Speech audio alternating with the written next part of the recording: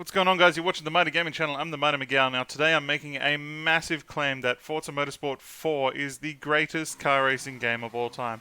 Now before you go around saying that I'm some crazy guy that doesn't know what I'm talking about, I've made a short list of car racing games that I've played in the past that I've considered as the greatest car racing games of all time, but didn't make the cut.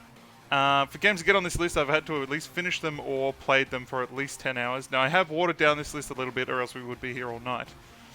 But just running through this list real quick, we've got F-Zero Maximum Velocity, Forza Horizon 1 and 3, Forza Motorsport 2, 3, 4, 5, 6, 7, Gran Turismo 2 A-Spec, which is number 3, 4 and 5, Grid 1 and 2, Initial D Extreme Stage, Live for Speed, Midnight Club Street Racing, Midnight Club 2, Project Cars, Project Gotham Racing 2, Real Racing 2, Test Drive 1, 2, 3, Track Mania, Need for Speed 2, Need for Speed 3, Hot Pursuit, Need for Speed 4, High Stakes, Need for Speed 5, Porsche Unlimited, Hot Pursuit 2, Underground 2, Most Wanted, Carbon, Pro Street, Undercover, Shift, Hot Pursuit, The Run, Most Wanted, Rivals, and the most recent Need for Speed Payback, which I've got sitting on my desk somewhere.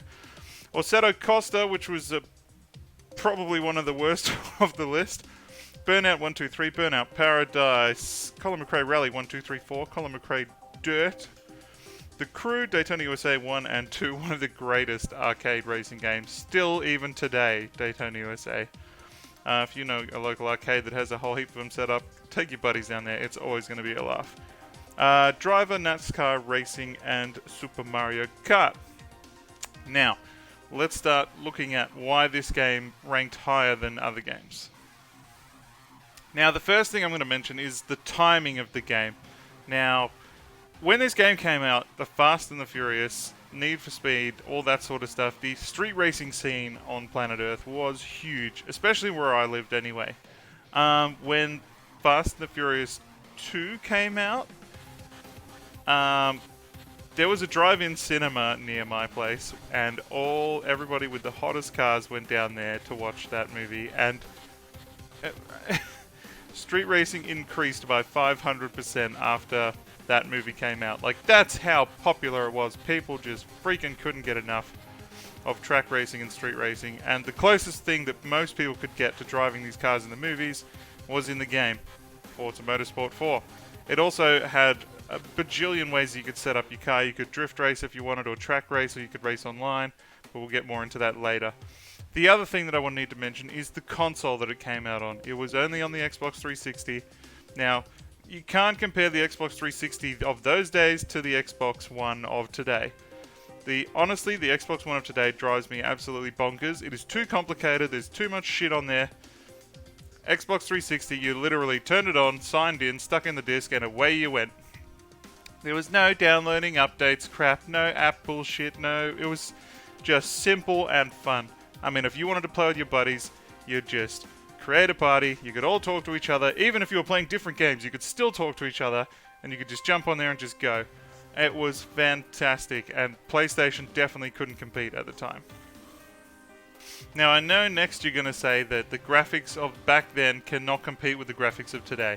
We'll take a look at this video. This is a comparison between Forza Motorsport 4 and Forza Motorsport 7, both in the same car, both on the same track.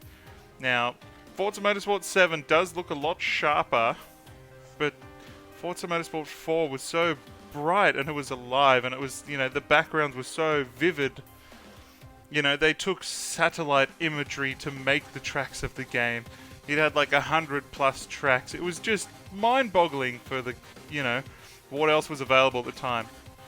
I mean, Gran Turismo came close to beating them, especially in the graphics department, but they just didn't have the handling of the cars down right perfect yet. I mean, they were close, but Forza just had the handling perfect. Like, if you came out of a corner and you punched the gas on Gran Turismo, you spun around and you crashed into the wall because, Gran Turismo. But if you had a big muscle car in Forza, you could come out of the corner early, and if your buddy was right behind you, you could show off and slap a gear down and, punch the gas and come out the corner wriggling your butt all over the road or going gutter to gutter, and it would look amazing. And you could do it on purpose whenever you wanted. It was fantastic. And, once again, because it was so easy to play on multiplayer, it was just amazing. Now, one of the biggest letdowns from Forza Motorsport 7, which is the latest one, compared to Forza Motorsport 4, is 7 had this, like, it had 6 different leagues. They were all super strict on what you could do or what you couldn't do. They were very restricted, like you must enter this race and this car and this time. They were super restricted with all their little leagues and little races in between. Forza Motorsport 4 had that. They also had a World Championship, and they also had the grid view. Now, no game has had the grid view since Forza Motorsport 4. It was basically a monstrous screen with just a whole heap of little boxes on it, like a massive grid, which thus the grid view. Now, every box on that grid represented one race that was in Forza Motorsport, or a series of races. Now, if you beat all the races in that box got a little tick. And I mean, there was about 200 boxes to beat, and they range from difficulty from left to right, and speed of cars from top to bottom. So the slowest cars were at the top, the fastest cars were at the bottom. Obviously, the top left was the easiest area, and the bottom right was the hardest, where all the racing cars and stuff were. And it was just, it didn't matter what mood you were in.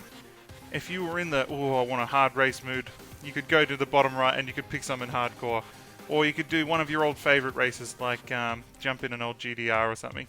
And you could do any race in the game at any time, as many times as you want it. You still got the rewards for it. And if you'd beaten it, you got the little tick saying you'd done it, and you could move on, or you could do it again if you wanted to. It was amazing. Why no games had this since, I have no idea. But this is one of the big reasons why Forza Motorsport 4 was so loved, because you could do any race whenever you wanted, as many times as you wanted. You always got the rewards, and you didn't have to get locked into something and then you couldn't go back and do something else like the games today. Now, one of the other things that made Forza Motorsport amazing was the painting abilities. You could paint anything on any car anytime you wanted to. And if you painted something cool, you could sell it on the marketplace to other players, and then they could paint their car like that. Now, this unlocked huge potential for anybody to paint anything on any car and trade it to any other player for in-game money, not for real money, because that would suck. People that could paint cool stuff on cars were mega rich in the game, especially if they had popular paint jobs like from the Fast and the Furious movies or all that sort of stuff.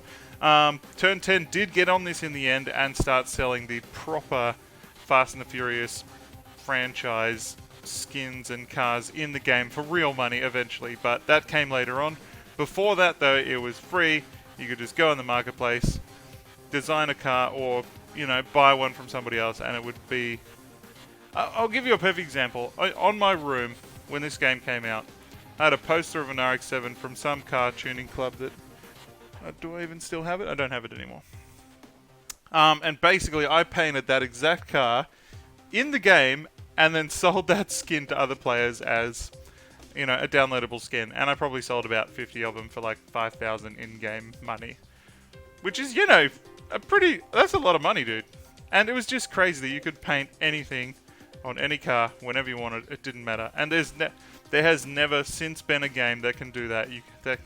Now, it did lead to some problems where people painted very, very, very inappropriate things on cars, which got them banned pretty quick. Any sort of nudity usually got you banned pretty fast, or profanity on your car also got you banned pretty fast. One of the favorite things I had on one of my cars, or most of my cars, was on the back tail end of the car. You had in really small letters, "If you can read this, you're losing," because obviously you're behind me. No game has since ever even come close to being so customizable with paint jobs in the game.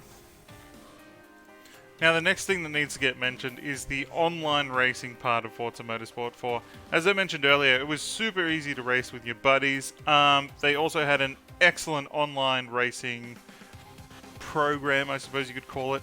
Anybody could create any sort of room. I mean, there were league rooms as well, don't get me wrong, but anybody could create any room with any restrictions on any track with any cars, and just... people would join if they thought it was cool, and if you found a good room, you could sit in there all night and just race people all night. There were douchebags that rammed everybody off the track, but every car racing game has those. You could make it so that you couldn't bump into each other, which did make the racing a little less interesting, but did fix a lot of lag problems of people, lag bouncing you off the track and that sort of stuff.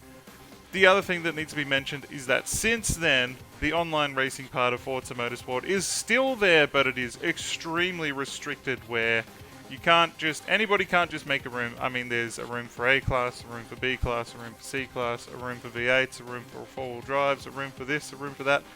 But it's super restricted. You can't just jump on, pick a room and make your own and go. You got to take one of their pre-made, you know, you can't just edit it on the go, or it's really restricted, whereas it used to be just open and free for anybody to just fiddle. Now, another neat thing that needs mentioning is that the latest Forza Motorsport has all sorts of loot crate, box, random car, bullshit things that you can buy for either your real hard-earned cash or your in-game hard-earned cash. Now, Forza Motorsport 4 was way before all this bullshit came along. The mods added nothing to the game except a way for Turn 10 to make money, or Microsoft. But it just made somewhere for people with too much money to throw their money away, basically. It didn't add anything new to the game. Thankfully, Forza Motorsport 4 came along before the loot crate frenzy became a thing. No loot crates. Big point, because loot crates ruin games, they really do. Now, the other thing that needs mentioning is the ability to modify cars in the game. I mean, parts-wise. You could basically put any part in nearly any car. It was ridiculous. You could even do engine swaps and put, like, V8s in twin-turbo Skylines and stuff like that. It was just bonkers. The other thing that... You gotta imagine this, right? You've got an online multiplayer car racing game with cars that you can upgrade in any way you want. You can paint them in any way you want. You can race them in any way you want with all your buddies anytime you want. It was just the ultimate package of car racing. And nothing has ever come close to it yet. Even other Forzas haven't come close to it yet. They've either been super restricted, or they've been missing stuff, or they've got stupid loot boxes all over them, or they've fucked something else up. That was a nice little drift car. But Forza had the complete package. The timing was right. The popularity of the game just blew it out of the water. The fact that you could customize any car, any way, with any paint job on any track was just mind-boggling. Now, there was one last thing that needs to be mentioned about this game. Now, the timing for this game was once again perfect when it launched, because there was an anime series called Initial D that was making the rounds at the time. Now, this was a Japanese anime cartoon about drift racing down mountains. Now, in the absolute magical wisdom of Turn 10, they managed to include, and they have not done it since, and they've never done it before. It was the only Forza to ever include it. It's basically a mountain pass track you can race on. You can go up one side of the mountain and down the other, just like they did in Initial D. And of course, you can buy the cars that are in the game, because every car is in the game. And you can paint them, as you can see, exactly like they were in the cartoon TV show, and then drive them down the mountain, exactly like they do in the TV show. I myself probably spent, I reckon, at least 300 hours on that track alone. Just that track, with drift car setups, Skylines, Nissans, Mazdas, the old Torino AE86s. All the cars that were in the show, I've driven them on that track, sideways, for many hours. It was, once again, just absolute perfect timing of the game. I mean, the show was super popular, the game was super popular, and, you know, you could remake the races, as you can see, from the show in the game, and, you know, it was just, the height of popularity and what you could do in the game was just amazing. Yeah, what more can you say? Like, it was just so perfect. And because it was all online, you could do it against your buddies, you could all paint your favorite cars and drive this crazy mountain track that they added in that looks exactly like that. And it was just fantastic. Do you agree? Do you disagree? Make sure you leave lots of comments down below. I'm looking forward to see what people say about this. As I said, I'm pretty sure I'm qualified to make this call. I have played a ridiculous amount of car racing games for a ridiculous amount of time.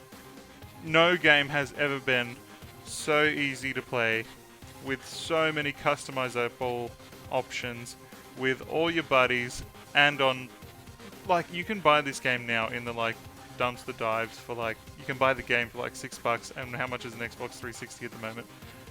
$200 at best? Like, you can play the best car racing game ever made for, like, less than $300, even if you don't have the console. The other thing that I need to mention is that there was also an excellent steering wheel that made this game also pretty good, but I still think the remote was better, but that's just my opinion. But definitely Forza Motorsport number 4 was the greatest car racing game ever made, mostly because of the timing of it and what was in it and how you could play it. But as I said, if you agree with me or not, please leave a comment down below. Don't forget to hit the like and subscribe button for more videos. I'm the Mighty Miguel. You're watching the Mighty Gaming channel. Be sure to check out the rest of my videos, the Spotify playlist and the Facebook page and the merch shop.